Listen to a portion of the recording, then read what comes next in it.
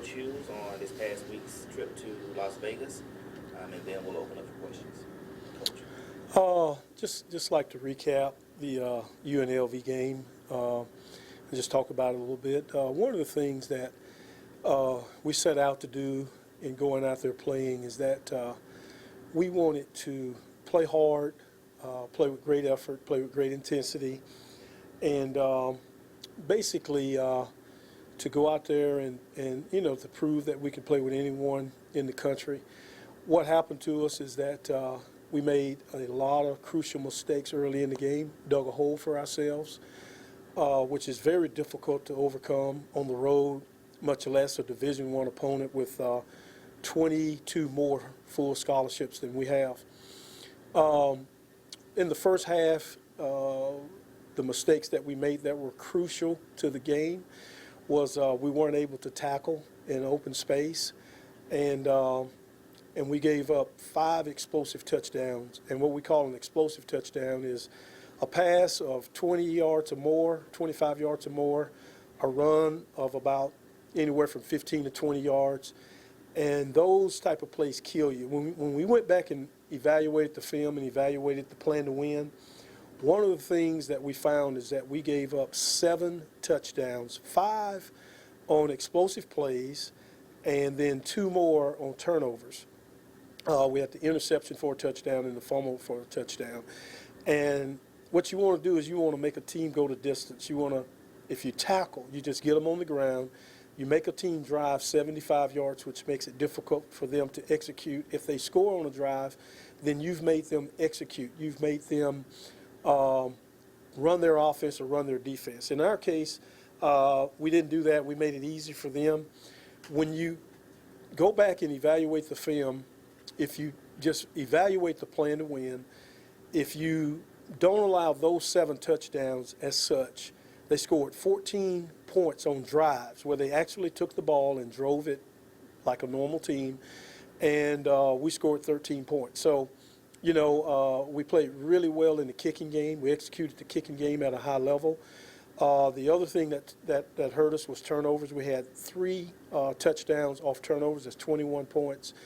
And going into a venue like that, if you get in the hole early, it's very difficult to overcome against any team that you may play against. So we've got to get those things corrected. We've got to move forward. But the thing that our kids did was they fought hard. They played hard to the end. They gave tremendous effort.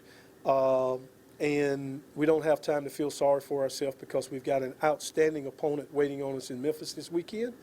And so we will go back to practice today. We'll get ready this week for an outstanding Tennessee State University Tiger football team in Memphis this coming Saturday.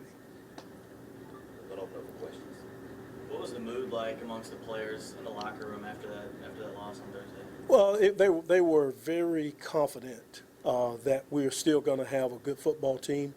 And they know that we beat ourselves. And whether it's nerves or flying halfway across the country for the first time, half the kids have never even flown on an airplane before, much less going to a place like Las Vegas with so much going on, the bright lights and all of those things. But our kids handled it well. They were very professional. They were very proficient. And once the game got started, we messed up. But then as the game went on, we started to tackle. We started to play football like we know how to play. So I think in the future, in those type of games, you'll see a better effort from our football team and program. You mentioned those explosive plays, and you look back at how those came about. Do you see breakdowns that allowed it to happen, or what kind of mistakes, errors do you see? A lot of it is just tackling, and football is blocking and tackling. And if you can't tackle, you're not going to win, because they're going to run for a touchdown every time they run the ball or catch the ball. And just getting them on the ground, which, like I said, a lot of it is the speed of the game. We may not have seen kids go that fast in practice. Whatever it is, it's not an excuse for not being able to just tackle and get people on the ground. And once we started tackling, we were okay. I mean, we in the second half, we made them punt twice, and we improved as the game went along because we began to play football like we know how. Besides the effort, what kind of other positives did you take away There were plenty of positives. One is our special teams played extremely well. They had a -7 yards on punt return. They had a 28-yard average on kickoff return, but we had a 14. Our net punt was, our average was 36 and our net was 36, which says a lot. We were 2 for 2 in field goals and 1 for 1 in PAT field goal attempts. Our punt team pinned one inside the 20, and then they also had a touchback. And we had no turnovers in the kicking game, no botched PAT field goal attempts, or nobody turned the ball back over, and we had no penalties at all in our kicking game, and that's positive. When you go to red zone, which is another part of our plan to win, red zone scoring, we were 100% in the red zone. We were 3 for 3, which is part of our plan to win. So the 4 parts that in our plan to win is play great defense, which we didn't do, win the turnover battle, which we lost. We're 0 for 2 for the year, but win the special teams battle. We feel like we won that, and then win in the red zone. We felt like we won that. So we got to just put it all together and come back this week. What's the plan with the quarterbacks moving forward? We're not expecting any change moving forward. We had another injury in that position, so Jordan Williams' status is questionable right now. And if Jordan is not able to play, then we have 3 healthy quarterbacks on scholarship right now, and that's what we'll go with. You need 3 to be able to play, and then hopefully you won't lose another one. But right now, we're not expecting any change, and then we may play more than 1 quarterback, which I think early in the season, I think you have to, because if you get in league play and then you have kids that's never been out there and played before, then you want to be prepared. That's not the first time a kid actually stepped on the field and played. What did you take from Devontae's first I thought he did some things exceptionally well. We moved the football at times. The first 4th down conversion was crucial. Even though we had a 5-yard penalty, I thought he was in the end zone. But we came back and we scored on the first drive. Then we drove it down again. We went for it on 4th down the second time and didn't get it. But it's just kind of a crucial breakdown here or there. But I think overall in that circumstance, in that arena, I think our offensive line protected him well where he had time to, we only gave up 1 sack in the game, and that was very crucial, and it gave him time to, to make his reads and progressions and things like that. But, the thing about football, as you hear the old-fashioned coaches say this, is that a team improves the most from its first game to its second game, and that's what we expect to do.